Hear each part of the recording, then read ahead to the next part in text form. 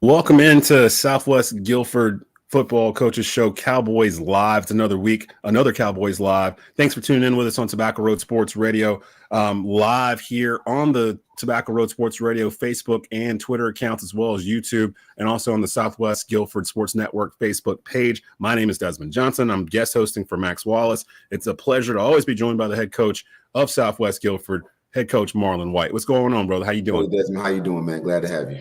I'm good. Let's just jump into it. Kick off the show a little outside of football first. Let's talk about the Yankees. Yankees in the World Series, first time since 2009. How are we feeling about that, Coach? Oh, feeling good, man. It's long overdue. Like I said, I think this is a year of great hope for me when it comes to professional sports because I'm also a Yankees fan and a Commanders fan. So this has been a good season so far. So I'm trying to be patient to see how it's going to all play out. Now, basketball season's back as well after last night, but Coach, football season's starting to draw to a close. Can you believe how fast this flew by? Like, it feels like it was just August when we were first doing our first shows with you guys and starting off the Southwest Guilford Sports Network here on Tobacco Road. Let's just dive into it.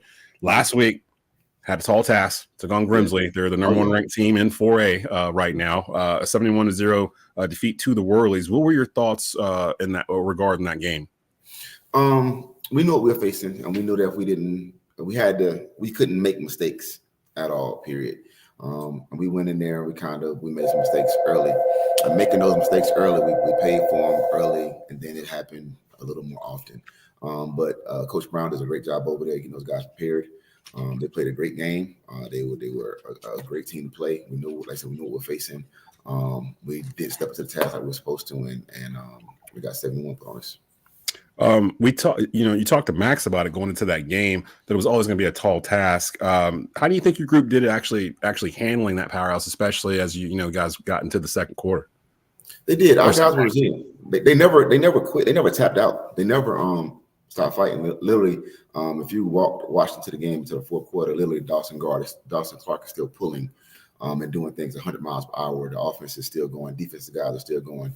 There's nobody like on the sidelines pouting, heads down, tapping out. Look, our objective is to score points and to stop people from scoring. And if you don't do that, those things are going to happen. And we understand no matter what. We preach to our guys all the time. Football is about endurance and resilience and making sure that you understand what is going on at all times. And you can either fold into it or you keep fighting. And the thing that I like about our guys, they keep fighting. And they did what we could do last week. Now, when you were talking to Max last week and you previewing this game, you guys talked about how progress this past week didn't necessarily need to be a win. Where do you feel like your group made progress last week versus Grimsley, who, as we all know, has been a perennial power really since 2019 or so? Correct. Won the state championship in 2021. They're looking the part this year. They haven't actually lost a Metro 4A game since 2019, if I'm not mistaken. So they've been kind of the kings of your conference up to this point. I know with you coming in your second year building this program here, I'm sure you look at Grimsley as kind of like the measuring stick in your conference right now. Where do you feel like your group made progress last week, getting a chance to see them go up face to face against Grimsley? So once again, we talk about the fight, and like I said, we understand what those things are indeed about to look like. So I think some of the strides we made were with our physicality. We understood what the game plan was. We understood what we needed to go in there and do. And I believe our guys, they fought. We didn't see a fall off in that effort department. And as long as you can see effort each week in kids not tapping out and understanding, like, no matter what the score is, you got to keep fighting. Because if you don't stop them and score it, you can't knock them for that. And I know this big thing goes around about sportsmanship and these type of things. I don't think that Coach Brown did anything that was unsportsmanlike. If you don't stop the ball from getting in the end zone, you get scored on. So our guys didn't stop fighting. We kept going and we played through the entire four quarters.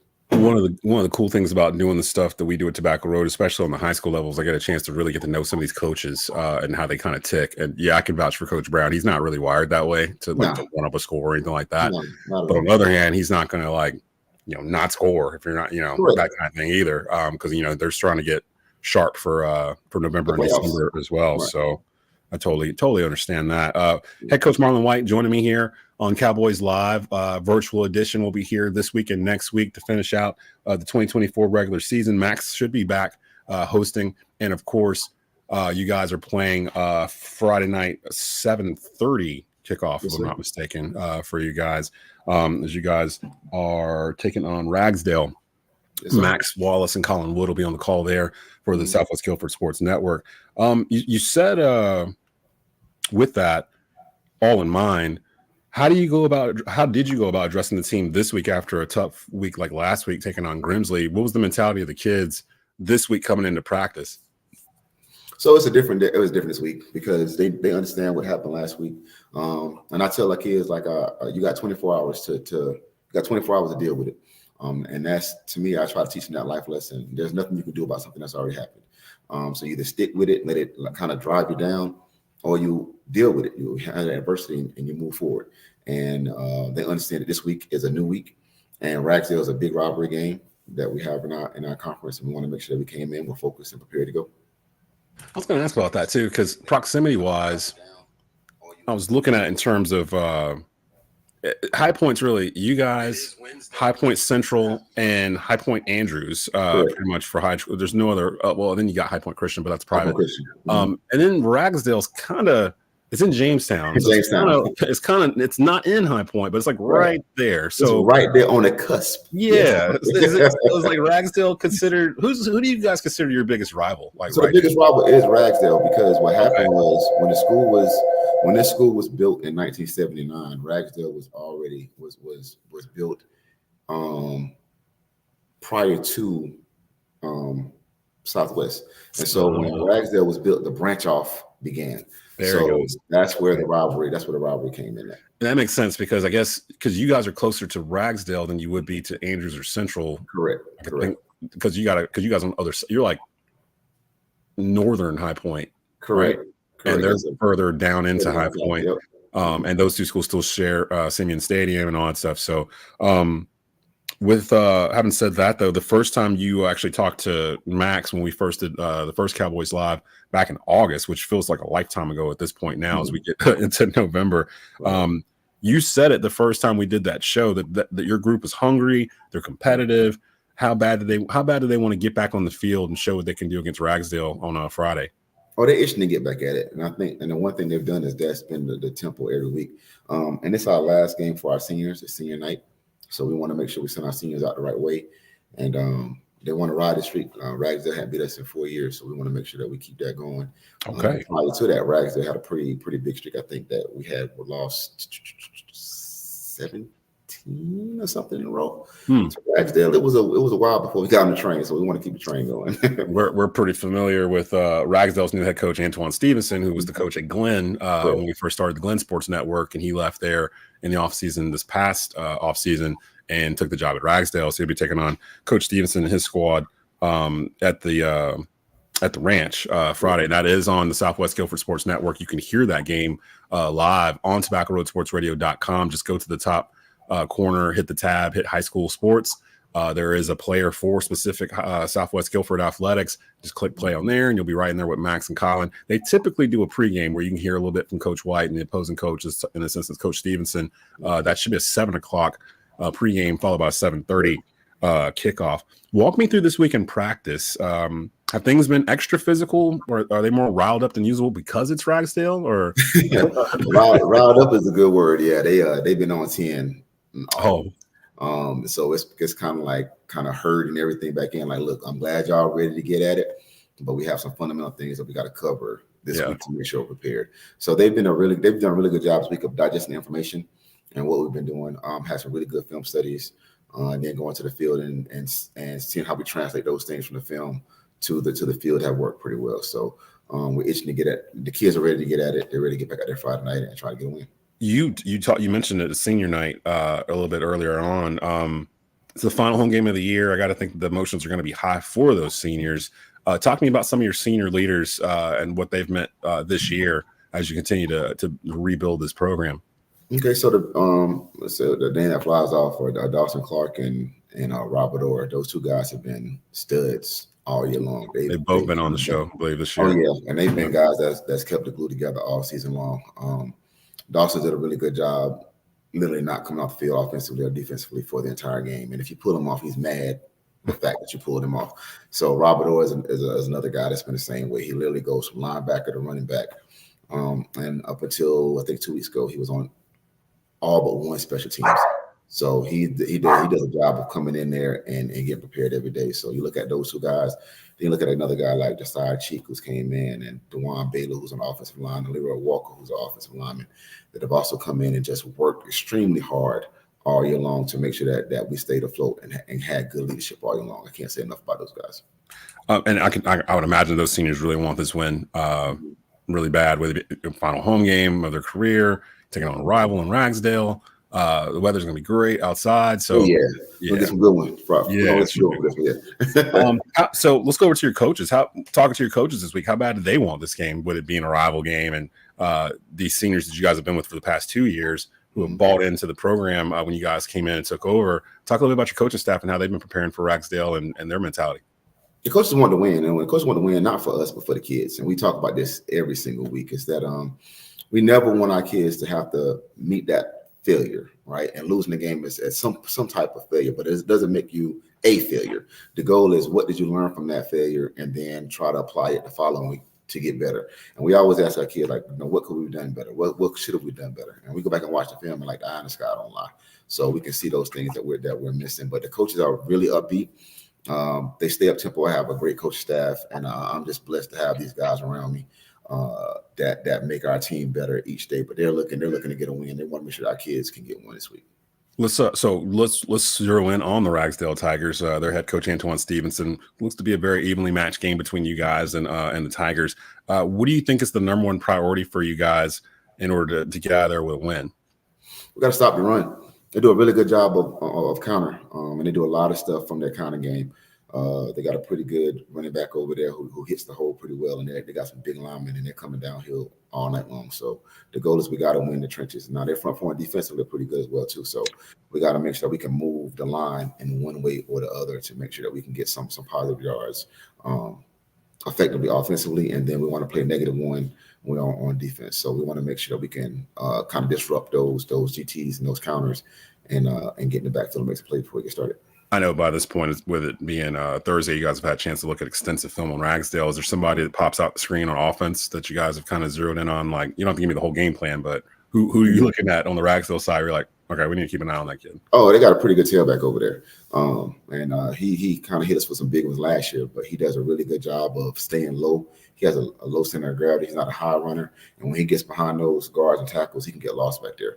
So we want to make sure that we keep him contained and make sure that the ground game doesn't get going, because it's one of those things, if you can't stop the ground game, it's going to be a long night. So we want to make sure we can play the ground game well and force them in the third and long or second and long and make them have to put it in the air. We always say if they put it in the air, we got a better shot of winning. And then on the defensive side, what are you hoping to maybe not necessarily expose, but what are you looking to do? See, this is hard because I don't want to like be like, hey, what are you going to do on Friday? How are you going to beat them on Friday? Like, I don't want to go that route with you, but we got to run the ball well. We got to run the ball well. Like I said, when you're running the ball, you have a couple of things. Getting first downs is controlling the clock, but not just controlling the clock the whole time. We want to make sure we put it in the box. So you want to control that clock and then put it and get points at the end of that drive. But we can limit possessions to any team that we play. Limit possessions, then score. As we get possessions, then we can do a good job. But we want to make sure we run the ball effectively Friday night to get it going. So, again, that's 7:30 p.m. kickoff Friday on the Southwest Guilford Sports Network, powered by TobaccoRoadSportsRadio.com. You can hear Southwest Guilford versus Ragsdale there, as well as our other games going on Friday night. The WCOG Guilford County game of the week is Grimsley taking on Page. That will be Chase Williams and the coach James Willamy on call there. 7 o'clock pregame, 7:30 kickoff. I will actually be with Hot Rod Funderburk on the WTOB for Forsyth County game of the week. East Forsyth taking on Glenn. No pregame, 7 o'clock kickoff in Forsyth County. You can hear that on terrestrial radio, or you can hear all 3 of those games live on TobaccoRoadSportsRadio.com. With me, head coach Marlon White from the Southwest Guilford Cowboys football team. Coach, a couple more questions. I'll get you out of here because I know you're in the middle of a work day and got something you probably got going on, some kind of fire or something going on behind you. So it's always a fire. It's always something. Coach, earlier this year, we talked about your history outside of football. So let's talk about your time as the head coach on Southwest. This is your second year there. What would you say you've learned the most in your time at Southwest Guilford up to this point? We've learned a lot about the kids. Believe it or not, we've learned that we must apply as many tools as possible to make sure our kids understand. No matter what you're going through, we want to make sure that no matter how much knowledge that we have and when we're coaching and how we're doing things and what we feel it should look like, what it might look like, if the kids don't get it, it's going to be a failure. So you really have to adjust the way you're thinking from year to year, because what you may have done very well the year prior in teaching may not work that well this year. So we want to make sure that at all times we're being great teachers, both in the building and outside the building. And I think that this year, along with last year, has made us better coaches. We've understood that you may have 4 different kids with 4 different ways of learning. Well, guess what? You got to teach it 4 different ways, and you can't back down from coaching. And that's just how it goes. We got to teach the game first before our kids can transfer in a sense. So I've enjoyed the process and always learn how to come better through any type of adversity. I feel that, because I do, with the coaches I have spoken to, they have mentioned, with it being 2024, that the kids today are different than the kids from 2014 or 2004, where you kind of got to reach them different ways. And not every kid is kind of built the same way, where some are still kind of old school. You can get to them in that old school method, but in others, you got to kind of reach them in different ways in the world of social media and social distancing and everything else. Football is still one of those few sports where you can kind of get a group of 50 kids together and have them all learning something at the same time. Somebody had asked me why I have such an affinity for high school football and high school sports in general. And I was like, honestly, because to me, maybe not now with NIL and stuff going on, but for me, it's the last level of just purity. Like it's the last level of you're playing for the love of the game. And once you get past that, get to college, it starts turning more into a business, especially if you're a really good player. High school's that last level of just, you're just putting your whole time and energy into something because you just enjoy doing that sport so much. And that's the attraction for me, being around the kids and seeing their eyes light up, knowing they're going to be on the radio or like this, or their names going to get called on a Friday night. Because for some of these kids, this is it. After they're not going to play sports again after high school sports. So we're super excited that we can be a part of that in the Triad. Walk me through the initial process of becoming the head coach at Southwest. You're in your second year, so you're still fairly fresh. So I imagine you had to go through, meeting with Brendan Chrisman, the AD, and all that kind of nuts and bolts and stuff. But how long was the process to actually, from the point when you first applied to when they actually hired you, how long was that process in terms of having to go through everything to get the job? So when I got here in January of 2022. Yes, 2022. And I had just left Florida at Reebok High School down there. And I came back here because my mother was going through a battle with cancer. And so I came back here to help her with her journey. And then I was undecided about whether I was going to coach that year or not, because it was a lot going on. But I ended up applying for the job at Western, in which Coach Timmons got the job over there at that point in time. So at that point in time, Coach Dope gave me a call and said that he was going to be stepping down to some other things that was going on. So he said, hey, man, it's a really good group of kids here. Would like you to apply for it. So I did some research, made some phone calls. But prior to that, myself and Chris Wasser, before I left to go to Florida, we did Greensboro Sports Radio. So we covered a lot of the basketball and football games the 2 years prior. So we were over here a lot that championship year. And then the last playoff, Coach Rainey's last playoff run, that year we covered all of their games. So I was really familiar with being here. Now it was always a big environment. So once I interviewed for the job, I think it took maybe a month. It was an interview process, and so I some one-on-one meetings, and about a month later I got the call and we locked it down. I think I told you when we first met, or maybe a week or so after, that you had a radio voice, and you told me you had like a background in radio doing some stuff before you came back into North Carolina. So that makes complete and total sense. Andy Durham, right? His outfit, everything he does. I joke with people all the time that because there's other places like Tobacco Road that do stuff, maybe not at the same level of where we've expanded, but Greensboro Sports, your triadsports.com, the folks down in Davidson County. And I tell people all the time, it's kind of like old school wrestling territories where like we're all aware of each other. We don't really try to step on each other's toes. Like I'm in Guilford County with you guys and with Grimsley, but I don't really go to Dudley because I know Andy's out there a lot. So, and I know he's at Grimsley a lot too, but Grimsley has 2 press boxes. So it's it's fine, but like with Dudley, I don't really go out there that much because I know Andy does a lot with them. And vice versa, like the folks from your Triad Sports, they don't really go into Forsyth because they bump up here. We cross paths at like the Frank Spencer, like we're all doing the Frank Spencer because our schools are in there or whatever. Or you guys actually are hosting the Sheets Invitational for basketball, if I'm not mistaken, probably right around the same time. And I just realized that we're broadcasting that also. So we'll have I think the semifinals and the finals of the Sheets Invitational that I believe Southwest Guilford is hosting. And then we'll also have the semifinals and finals of the Frank Spencer. All that'll be right around the same time, like right before Christmas, I think the 21st, 22nd. So those holiday tournaments we'll have. Before I get you out of here, though, I want looking ahead again, not only to just Ragsdale, but to the end of the season. What do you hope to build here at Southwest Guilford long-term plan? Like, what do you hope to do going forward from this year outward in terms of building Southwest? Because Southwest Guilford, a lot of people don't really realize, but population-wise, Southwest Guilford is one of the largest 4A schools in the state. Like in terms of how many, you got like 2,700 kids or something like that over there. So, and you can tell by when you walk into the ranch and you look around what it looks like, or when Brendan was giving me the tour when I was out there this summer, I didn't realize your basketball gym seats like 5,000 people. It feels like when you look in there, it's I think we're the biggest basketball gym in Guilford County. I believe it. I totally believe it. Like when I walked in and looked, I was like, I had no idea that it was this size in here.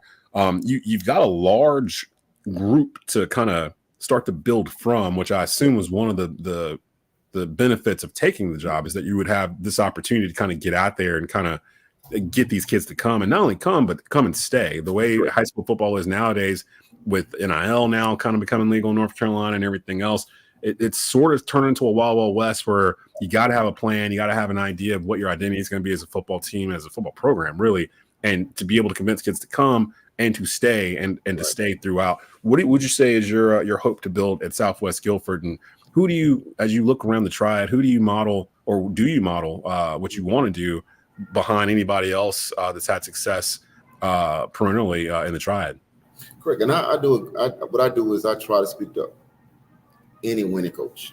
That's what egos put to the side when it comes to coaching. It's like, well, look, because if you look at let's take Grimsley, for example. Before Coach Brown came there, Grimsley was not a powerhouse. Grimsley was another team. Right? And it takes a while to begin to build those programs. And it takes people to come in and believe and support the vision. And what I think that people have to realize, if you look at the way things are done, even with, let's take business for IRS, for example, they give you 3 years before you can make any money, right? So if you look at a 3-year program, say, okay, cool, what is your 3-year plan? Well, I want to do these things in 3 years. Well, that might not mean winning all the time, but is your program upwarding in the right direction? So you want to make sure that the plan is there to begin to put in place. So I think that you want to go from a football team to having a good program, and that takes literally support from inside the building, understanding that, you know what, you may need weightlifting year round. Let's get that done. So the football guys, you got to get bigger, faster, stronger. You got to find ways to outside of the 4 p.m. window while we're at school to get kids building community relationships. Like I said, making sure the kids are intrigued, hearing their voices, meeting the parents, understanding what community looks like, because everybody has to be involved and buy in when it comes to football. So my vision is to build a program that's going to stay and be consistent. But we understand, like a year like this one, we're young. You're going to have those lows, but let's take the lows and then begin to build towards after them. We have the goal is to get 25 kids in every year, and our JV program is doing that pretty well. So take those classes and keep building and staying together. But like I said, it's the wild, wild west, and you do the best you can. I tell everybody we coach who's here, and then we go from there. I'm glad some of the things you mentioned, I'm glad you did, because some of the things I've noticed dealing with the schools that I deal with here, and we deal with some of the top schools in not just the Tribe, but the state when it comes to football. The number one thing that I've noticed with like East Forsyth or Grimsley, their JV programs. Like they have like really good JV programs that feed their varsity, so that those kids, when they do come up, they already know what's going on. Like they've already been prepped to take whoever's spot. So like there's not much of a fall off when you have Alonzo Barnett graduate and go on. There's a phase on Brandon right there, like that kind of thing, where they're able to do that. Same at East too. Their JV program has been pretty sound. That and weightlifting, like you mentioned that also, and I noticed that's been a key part where Coach Brown, when he first came in there, Grimsley was getting stomped like all the time for years. Like I graduated in '96 from East Forsyth when we were all still in the old school Metro 4A, and it was us, Page, Grimsley, Dudley, Smith, South Stokes, I want to say Carver, and I think Burlington Williams. Like this is 1996, so it was literally spread out across the whole side. Yeah, like you could be at Stokes County on a Tuesday, and then you're playing basketball, and you're at Dudley getting like 30 on Friday or whatever. So it's one of those things. So I got a chance to kind of see all of that back then, and now when I see some of these programs like that, I'm glad I heard you say it, because those are the things that they say too. The JV program, weightlifting, getting guys in here early that believe early, and then they're able to kind of teach it to the younger guys, and then that starts to flow on its own and starts to kind of build a thing there. And I'll be honest, man, just seeing the facilities you guys have, seeing you this year, getting to know you, I feel like you guys are on the right path. And all of these teams, Grimsley, East, they were all where you guys are right now. 5, 6, 7, 8, 9 years ago, trying to figure this out. I remember Coach Willard over at East. His first couple of years were not good, and he inherited a mess. So and it's like with Coach Brown when he came in. I think it's he didn't win his first couple of years. I think year 3 he broke even. So it takes time. But once again, you have to have that patience. And we're in the microwave generation right now, and I understand all that. I understand that football is one of those production-based.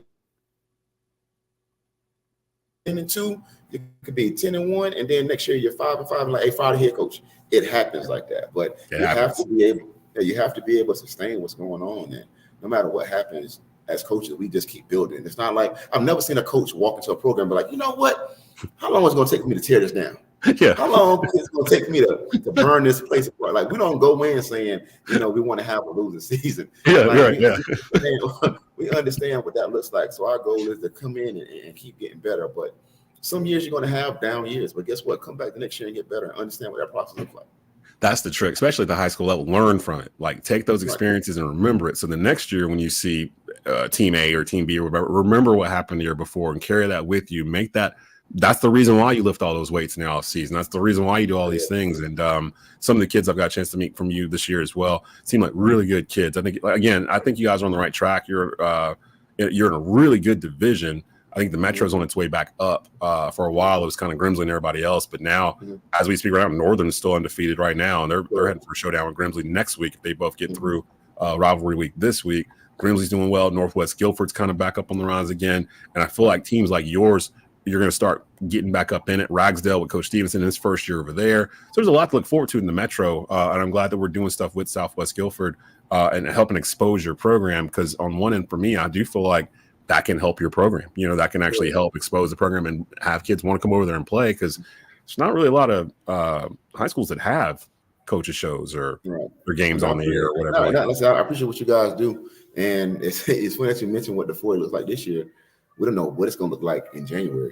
That's right, because they're on 8 classes. Yeah, I totally forgot about that. We'll fall back into something else and then go from there. Will you guys be 8A? Because I just said you're one of the largest schools in the whole state. So I imagine you're going to go to 8A, right? We're either going to be big 6A or going to be low 7A. That's just my opinion and what I think for what I've been seeing the different numbers. Yeah. But I don't think we're quite 8A. I think they're the big 32. They have a lot bigger schools than us.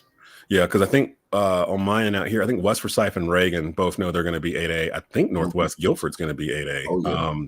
But other than that, in the Triad, I can't think of another. Maybe Northern. I don't know for sure. Outside of that, yeah. I think everybody else. I think like East and Grims are going to be like 7A. I think Glenn is going to be like 6A. Schools like Reynolds. I think East is going to be 8A, correct? No, East only has like 2,000 kids. Like they were 16. Yeah, they'll probably be 6A because when we did we were doing double classification until like 4 years ago, and East was right on that line between 4AA and 4A, and like every couple of years they'd go back and forth. So like in 2015 they were in 4AA. By 20 when they won their 2 state championships they were in 4A. So they dipped like right below the line or whatever, and that was 2018 and 2019. So being in 4A would be like in 7A in this new model kind of. So I'm thinking that's what it's going to be, but who knows with the state? They could just throw the whole thing away. Like, let's just start this all over. I'm going to go ahead and get you out of here. Real quick, though, before I do, your thoughts on the state expanding the state playoffs a couple of weeks to allow the schools from Western North Carolina that got hit by Hurricane Helene. Your thoughts on this? They're kind of opening up the rule book a little bit to allow schools to play extra games. And me and Coach Wallace from West Forsyth were talking about it Monday night on Titans Talk. It looks like a school like Watauga, who's fighting for a high seed in the West 4A. They're a couple games back because they haven't played in a couple, or they had just started playing again Friday. I think they're going to try to play like 4 games in like 12 days or something like that. That's like, a lot. That's a lot, right? That's what I'm showing here from. That's a lot, even regardless of the level you're on. Like that's a lot of football. So you're talking about playing the game Monday, maybe playing the game Friday, then playing the other game on a Tuesday, on a Friday. It's a lot going on. But I'm glad the state did take into consideration what happened there to give those teams more time, because we pray for West Carolina and what happened. So those teams and those families up there, they needed some time to get things back together. So it's glad that they looked at that and say, you know what, we need some more time in between these things to make sure these guys are ready to go and people taken care of. So I commend them for doing that. It's still hard for me to kind of fathom, because I had to go up to Asheville 2 weeks before that happened to do East Forsyth AC Reynolds, and went straight up 40 the whole way. And then I see pictures, 2 weeks later, where parts of 40 that I drove over are no longer there. Like, I'm washed out. And it's just like, man, like I can't even imagine that area being underwater because it's the mountains or whatnot. And it just being up there and how beautiful it was, to now know that a lot of it's swept away and people are still looking for stuff. And shout out to everybody who's donated or contributed or sent something up there or been up there doing manpower, because it's still going on like right now. And some of the schools still aren't back in session yet. So we got complete towns that's being wiped out. I mean, it's a lot. And like I said, we frequent up there a lot. Go up to Bryson City to hang out, and Bryson City is one of those cities that's still open. You got to take a different route now, but going through Asheville and stuff, they got hit pretty hard. So if you're trying to go west, don't, because I think they stop at Statesville right now. They're not letting anybody up past 40 on Statesville. They're routing you on to 77 to go around, and you literally go all the way around to come back down into it. So just wanted to put that in there in case people don't know. There's kind of a bye week they've built in right after regular season ends next week. There's going to be this 2-week buffer where playoffs would have started first week of November. Now they're going to start like November 15th. And it'll make it where the state championship round would be like December 21st and 22nd or something like that, where normally it's December 5th and 6th. So they added a couple of weeks to allow some of these schools to try to catch up. I don't think they're going to get all 10 games in. If they do, they'll be insanity. But I don't think it's even a healthy thing to do, especially with the conference. I would say take maybe 2 and a third one possibly, but I think 4 in 12 days. Force a lot. You may not get a 1 seed or something like that because of it. And Watauga is in a weird situation where they're like a top 8 RPI in the West, so they do have something to really play for and get these games in. I don't even know if they can play at Watauga. Like I don't know if they're even playing there or they're playing someplace else. So we'll keep an eye on that too. Of course, me and Mark Pruitt from the Winston-Salem Journal, we do our high school rundown every Wednesday on the Desmond Johnson Show. We look at the West 4A RPI ratings because they've moved around every single week. Weddington was number 1, then it was Grimsley, and now Grimsley's number 1 right now. East is in the mix. Huff is in there. There's a number of top teams in there that Southwest Guilford is aspiring to get to that point. And to be honest, in high school sports, it doesn't really take very long. It just takes a couple of good kids, good coaching staff, good support with the community, like you said, and the school, and meeting Brendan and others over there. I see they're fully behind you guys. So I don't think it's take very long for you guys to flip the switch and get things popping over there. Anything else you want to say to Cowboy Nation before I get you out of here? No, I'm good. Thank y'all for all your support. Come out Friday night. Let's turn this thing out for rivalry. Friday night, 7. I'm sorry. My dog is a Chihuahua, so she's wound up already. It's 7:30 kickoff Friday. Southwest Guilford taking on Ragsdale. Let me go find out what's going on with my dog. I'm going to go ahead and get you out of here. Southwest Guilford football, Cowboys Live. We'll be back next week. Max will be back in the slot next week, hosting and everything. Let me go find out what's wrong with Sadie. Have a good one, Desmond. All right, Coach. Thank you, man. All right.